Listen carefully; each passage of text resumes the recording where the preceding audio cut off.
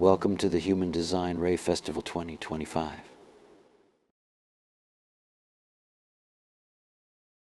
Actually, the name Woman Design was born when Julia and I decided to do a retreat for women. But it's not only for women this time, and I see women here, but if guys enter, then we are going to welcome them as well. We're both women, Julia and I, and so we bring the human design knowledge through this lens, being two women that are yin body with a yang aura, actually.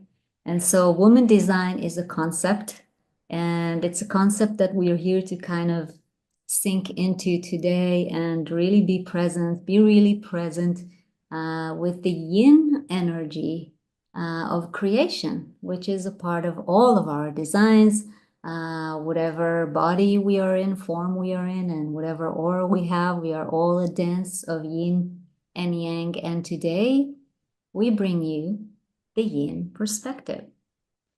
Julia, would you like to say a few words about that? Wow. Yeah, that's so beautiful that we can take a teaching and take it into the prism or spectrum of something that is same but not exactly same.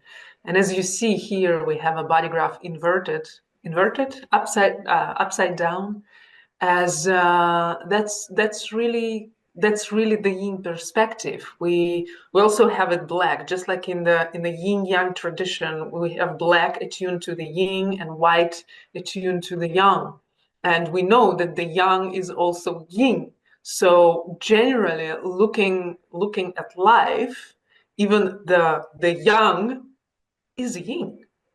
So the male, the masculine, is actually feminine.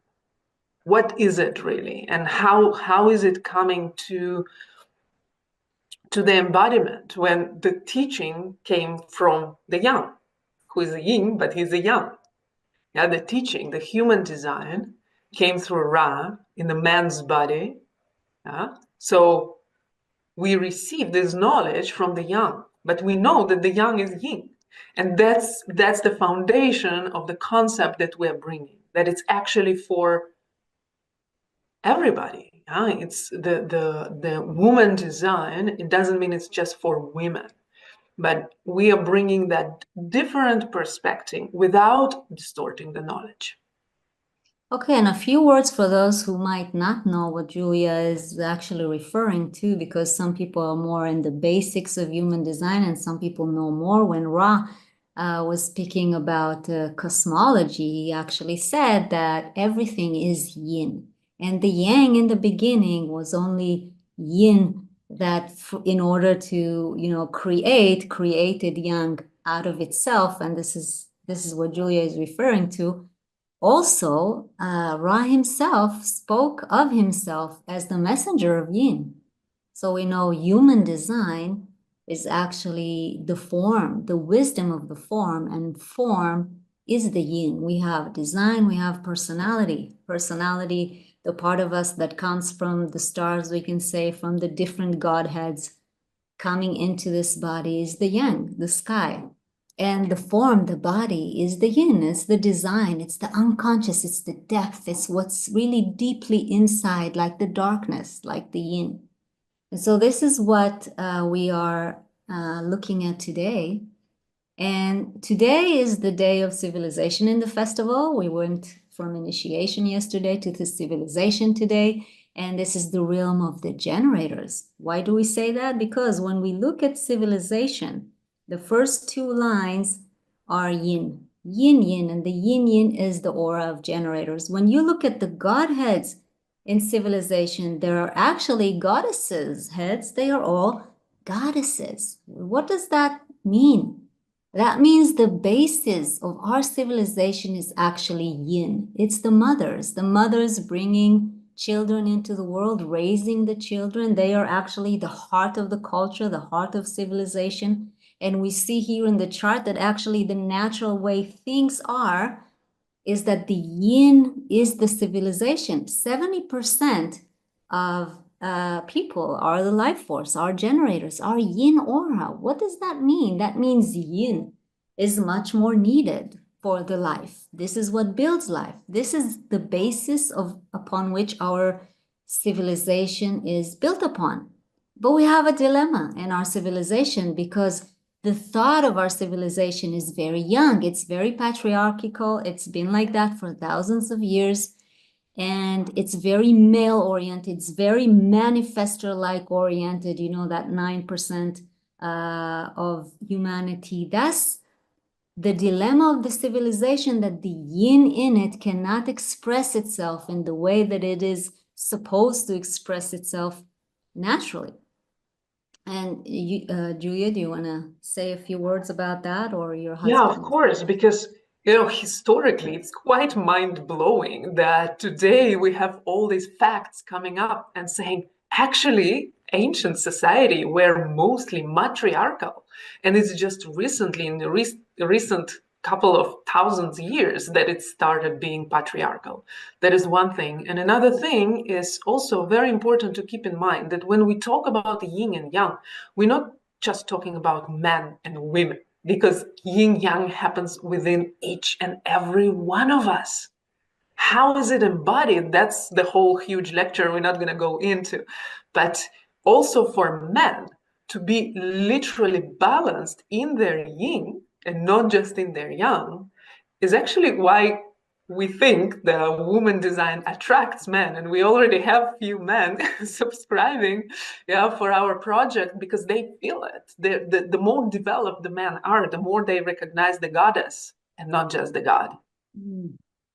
And the interesting thing about the goddesses here, if you look at the goddesses, and they are the civilization, but look at the cross at the quarter of civilization, it's all throats. It is manifestation. It is speaking personality. It is the manifesting of civilization. So we have to have the yang together. The yang is the throat here, manifesting, but it has to be based on the yin inside. And so we're going to look at how we dance together with the yin and the yang inside us, and also how this dilemma comes to life in our own experience, because we are here in the end to speak about our own experience. And the first experience we have is the aura. So we all have an aura, and the aura is something we cannot change. We don't control it. We didn't choose it. Just like we didn't choose to be in a male body or a female body, yin or yang. And today there is a thing in our culture as well that we can choose the gender, but gender is a psychological thing which sits upon the form. And so we're not talking about that, but that has to do with all the evolutionary movements that we are experiencing, as a mutation of this movement. Exactly. But let's look at the auras. So we have the aura and we have gender. And a lot of times those things actually have a dilemma. Why? Because our culture is very based upon the gender roles that we have. If you know anything about the quarters and you go a little bit into the goddesses, then you see the goddesses of civilizations are the ones that do the ordering of the family and what is the roles of each one, the man, the woman, the children, etc. And there are gender-based roles that we come into the world and take upon ourselves, even without knowing. It's not necessarily a conscious thing, of course, that when we go in our, spiritual quest and start learning and wanting to be authentically ourselves, then this is something that comes up. I'm a manifestor woman. So manifestor, look at this, yang.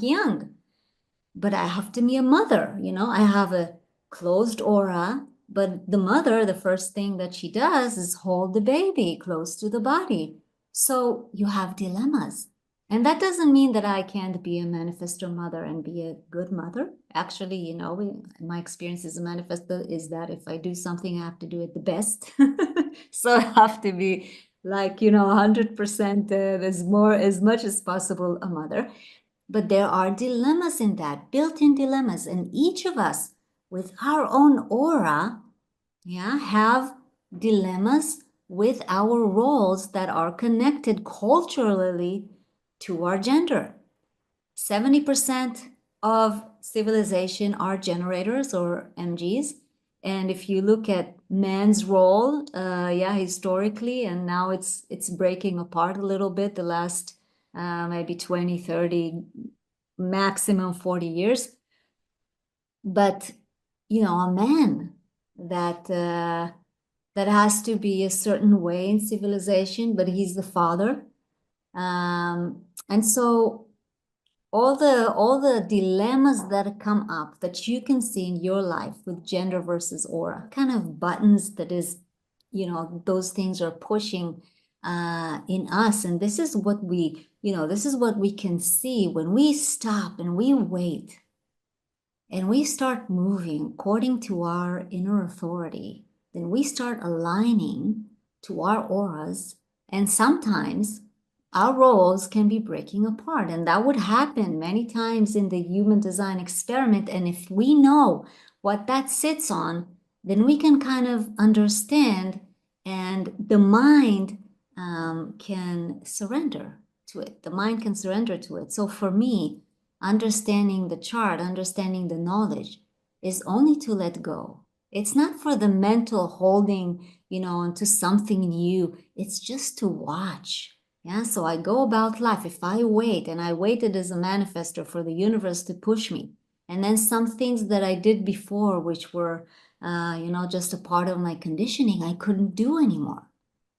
And it's very tough, especially in the beginning, but not only, deconditioning goes on for years. And each time there's like a deeper layer that is exposed of the things that we are deconditioning from. And so just to let those things come up and watch them from the understanding of the aura, of, all the elements in the chart, we can surrender more and more into being. And waiting is just the trick for the being. Yeah, so we surrender into being.